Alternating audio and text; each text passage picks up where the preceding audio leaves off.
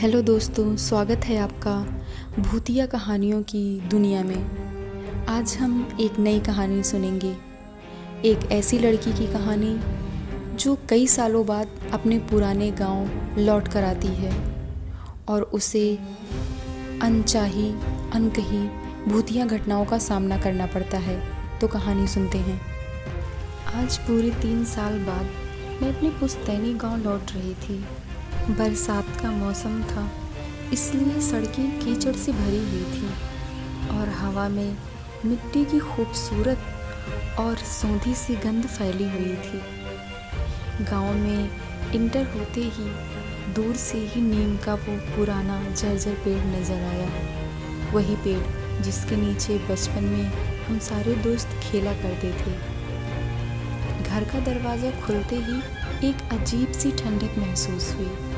अंदर सब वैसा ही था, लकड़ी का पुराना फर्नीचर, कोनों में धूल और दीवार पर टंगी तस्वीरें। लेकिन किसी कारण ऐसा लग रहा था जैसे ये घर मुझे पहचानता ही ना हो। शाम को जब खाने के टाइम हम सब बैठे तो मैंने चाची से पूछा, चाची ये नीम का पेड़ इतना घना कब हो गया?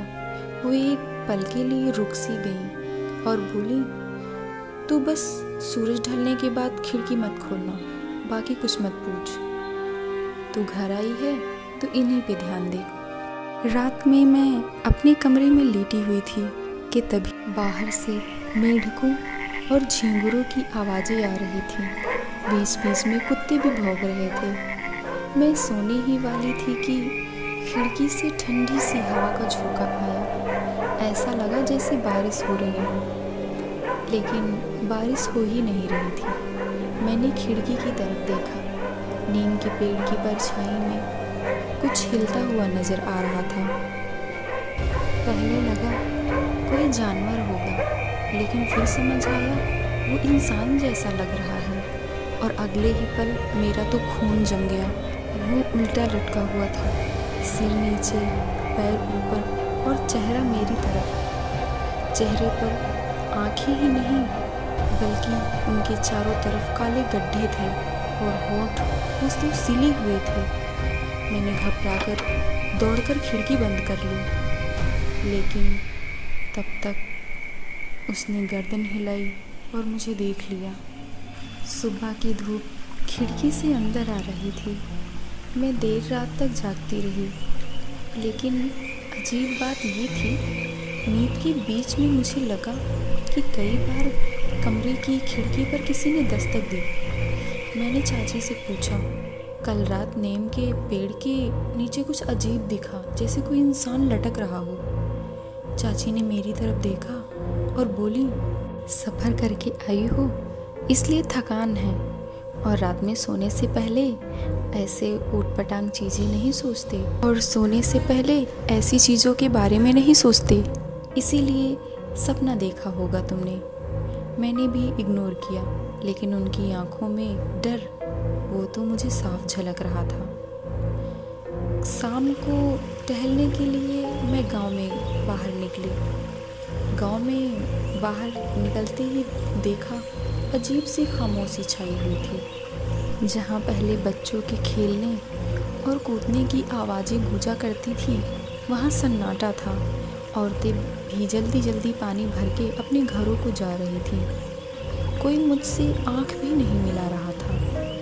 तभी मंदिर के पास कुछ लोगों की भीड़ लगी हुई थी। मैं वहां पहुंची तो देखा एक आदमी बेहोश पड़ा था। चेहरा बिल्कुल सफ़ेद और आंखें लाल खून से भरी हुई। बुजुर्ग लोग धीरे धीरे बुदबुदा रहे थे। फिर वही शुरू हो गया है। मैंने एक काका से पूछा, क्या हुआ काका?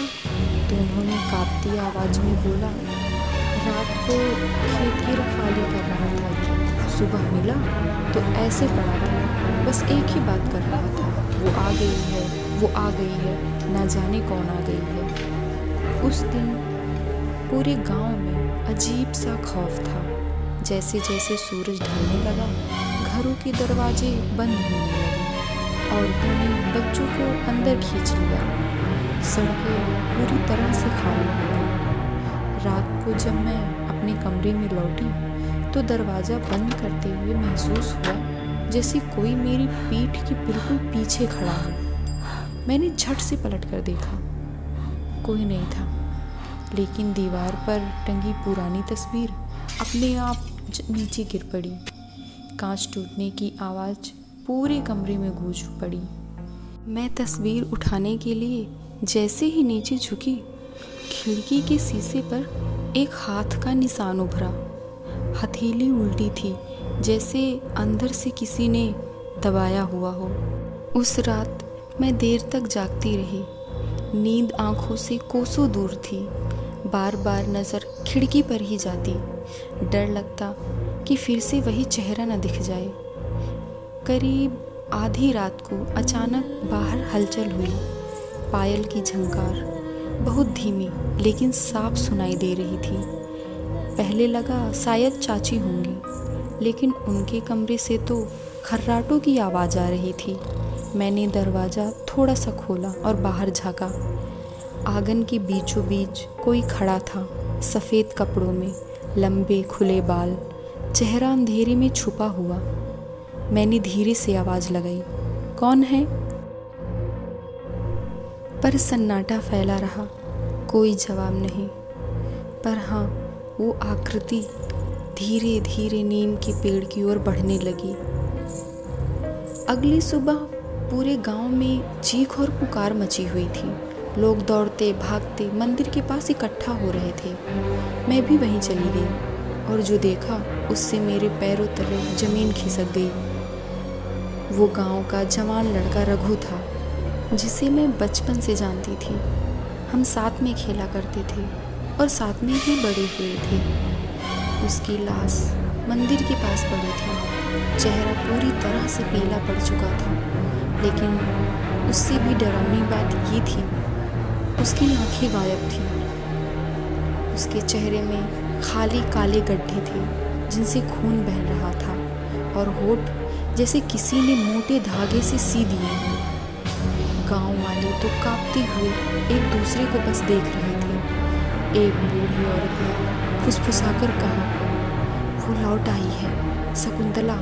हाँ, वही शकुंतला वापस आ गई है। उसका नाम सुनते ही पूरे माहौल में सन्नाटा छा गया।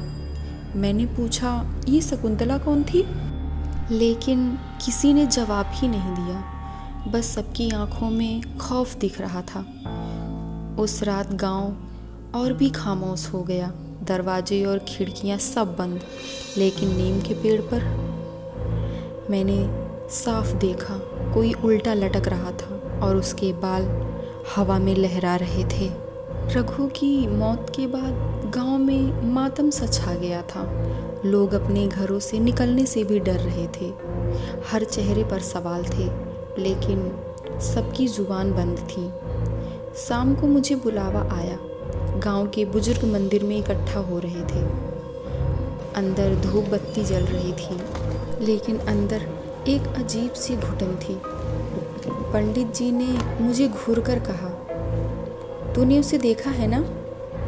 मैं चौंक गई। किसे? उन्होंने गहरी सांस ली और बोले, शकुंतला, वही औरत जिसे हमने बरसों पहले इस गांव से मिटा दिया था। फिर धीरे धीरे उन्होंने पूरी कहानी बताई। सालों पहले शकुंतला नाम की एक औरत गांव में रहती थी। लोग कहते थे कि वो अजीब तरीके से पूजा पाठ करती थी। रात में अकेली नीम के पेड़ के नीचे बैठकर मंत्र जप करती थी। गांव वालों को यकीन हो गया कि वो टोना टुटका करती है। एक बार गांव में लगातार बीमारियां फैली, बच्चे मरने लगे, फसलें सूख गईं और सबने शकुंतला को जिम्मेदार ठहरा दिया। गुस्से में गांव वालों ने उसे पकड़कर मंदिर के सामने घसीटा और उसके मुंह पर मोटा सा धागा लाकर उसका मुंह सेक दिया ताकि वो मंत्र ना पढ़ सके। उसकी आंखें गरम सलाखों से जला दी और आखिर में उसे उसी कुएं में जिंदा गाड़ दिया गया। मरने से पहले शकुंतला ने कसम खाई थी, एक एक करके सबसे बदला लेगी, सबको मार दूंगी। तुम्हारे बच्चों की हंसी, हमारे घर की रौनक सब निगल जाऊंगी और आखिर में वो जिसने मेरी परछाई देख ली उसकी आत्मा मेरी हो जाएगी। ये सुनकर मेरा तो खून ही जम गया, क्योंकि वो परछाई मैंने ही देखी थी। पंडित जी ने मेरी आंखों में गहराई से झांका और धीमे स्वर में कहा, अब तेरा पीछा नहीं छूटेगा। उस रात मैं नींद में करवटें बदलती रही। अचानक लगा जैसे कोई मेरे बिस्तर के नीचे रेंग रहा हो, धीरे धीरे सरकते हुए। मैंने कांपते हाथों से झांका और वहाँ सिले हुए ओठों वाली शकुंतला मुस्कुरा रही थी। रघु की मौत के बाद गांव में सन्नाटा और बढ़ गया था। लोग रात को दिए जलाकर घर बंद कर लेते थे, लेकिन डर से किसी को भी नींद नहीं आती थी। उस रात गांव का चौकीदार गोपाल खेतों में पहरा दे रहा था। हाथ में लालटेन थी और आंखें नींद से भरी हुई थीं। अचानक से नीम के पेड़ की तरफ से पायल की छम छम धीमी आवाज़ सुनाई दी। गोपाल ने लालटेन उठाकर देखा, लेकिन वहाँ कोई नहीं था। फिर वही आवाज़ पीछे से आई। उसने झटके से पलटकर देखा और सामने वही खड़ी थी। उसके होठ अब खुले हुए थे, धागे फटे हुए थे, आंखों की जगह काले गड्ढों से गाढ़ा खून बह रहा था। गोपाल डर के मारे चीख भी नहीं पाया। वो उसके पास आई और बिना कुछ कहे अपने नुकीले नाखून उसकी गर्दन में घोंप दिए। सुबह जब लोग खेत में पहुँचे तो गोपाल की हालत देखकर सबके होश उड़ गए। उसका पूरा चेहरा नोचा हुआ था, त्वचा उखड़ी हुई थी जैसे किसी ने चाकू से खुरच कर निकाल दी हो। आंखों की जगह वही खाली गड्ढे और गले से इतना खून बह रहा था कि आसपास की ज़मीन लाल हो गई थी। लोगों की औरतें डर के मारे रोने लगी। बच्चों को सीने से चिपका लिया गया। हर किसी के दिल में एक ही सवाल था, अब अगला नंबर किसका होगा। उस दिन गांव और भी वीरान हो गया। कोई घर से बाहर निकलने की हिम्मत ही नहीं कर रहा था। लेकिन मुझे अंदर ही अंदर यकीन हो चुका था, वो मुझे देख रही है हर वक्त, हर पल, हर बीतते हुए सेकंड के साथ। उस रात जब मैं अपने कमरे में अकेली लेटी हुई थी तो खिड़की पर अचानक से दस्तक हुई, धीमी लेकिन लगातार। मैं कांपते हुए उठकर खिड़की के पास गई। बाहर झांका तो कोई नहीं दिखा, लेकिन शीशे पर एक लहूलुहान हथेली का निशान बना हुआ था। उस शाम गांव के बुजुर्गों ने बैठक बुलाई। पंडित हरिहर ने कहा कि कोई साधारण आत्मा नहीं है, इसकी मौत बहुत ही दुखद है। इसने अपने आखिरी वक्त में इतना दर्द सहा है कि ये एक बहुत ही भयानक प्रेत आत्मा में बदल गई है। इससे आसानी से छुटकारा नहीं पाया जा सकता, लेकिन हम लोग इस तरह से हाथ पर हाथ रखकर बैठ भी नहीं सकते, वरना हर रात एक नई लाश गिरेगी और धीरे धीरे इस गांव में कोई बचेगा ही नहीं किसी को कंधा देने के लिए। गांव के लोग डरे हुए थे, लेकिन मजबूरी भी थी। सबने तय किया कि रात को मंदिर के आंगन में बड़ा सा हवन किया जाएगा। रात ढली, मंदिर में लकड़ियाँ सजाई गईं। घी, जड़ी बूटी, भस्म, राख, चंदन, वो सारे सामान जो इस आत्मा को रोकने के लिए काम आने वाले थे, सब कुछ जुटाए गए। चारों ओर लोग जमा हो गए। औरतें बच्चों को सीने से लगाई थीं, मर्द हाथ जोड़े बैठे थे। पंडित हरिहर ने अग्नि प्रज्वलित की, मंत्र गूंजने लगा, ओम त्र्यंबकम यजामहे। शुरुआत में सब सामान्य था, लेकिन फिर अचानक हवा तेज हो गई। दियों की लौ डगमगाने लगी। पेड़ों से सूखी पत्तियां उड़कर चारों तरफ आंगन में गिरने लगे और अचानक हवन कुंड की आग भड़क उठी। लपटें इतनी ऊंची उठी कि आसमान छूने लगी और उसी आग से एक परछाई निकलकर सामने खड़ी हो गई। वो शकुंतला थी। लंबे बाल हवा में बिखरे हुए, चेहरे पर फटे हुए होंठ, खून से भरे गड्ढे जैसी आंखें। पूरे गांव में चीख पुकार मच गई। बच्चे घबराकर रोने लगे। शकुंतला ने अचानक चीख मारी, इतनी भयानक कि दीवारें तक कांप गईं और मंदिर की घंटियां खुद ब खुद बजने लगीं। पंडित हरिहर ने कांपते हुए मंत्र और तेज कर दिए, ओम नमः भगवते रुद्राय, ओम नमः भगवते रुद्राय। लेकिन शकुंतला वो हंसने लगी। उसकी हंसी इतनी ठंडी और गहरी थी जैसे किसी कुएं से आती गूंज। उसने हवा में हाथ उठाया और देखते ही देखते 2 और गांव वाले जमीन पर गिर पड़े। उसकी गर्दनें ऐसे मरोड़ी गईं जैसे किसी ने लकड़ी तोड़ दी हो। आग और तेज भड़क गई। लोग भागने लगे, लेकिन मंदिर का दरवाज़ा अपने आप बंद हो चुका था। अब सब अंदर फंस चुके थे। मैं भी वहीं थी। दिल जोर जोर से धड़क रहा था। मेरे सामने एक एक कर लोग गिर रहे थे और मुझे लग रहा था कि बस अब अगली ही बारी मेरी है। हाँ, ये वाली अगली बारी अब मेरी ही है। शकुंतला अब सीधे मेरी तरफ देख रही थी। उसकी आंखों से खून टपक रहा था और उसके होठ फटे धागों से टेढ़े हो गए थे। वो धीरे धीरे मेरी ओर बढ़ रही थी। हर कदम पर जमीन कांप रही थी। और तभी शकुंतला की परछाई मेरे सामने खड़ी थी। उसकी आंखों से खून की बूंदें जमीन पर गिर रही थीं।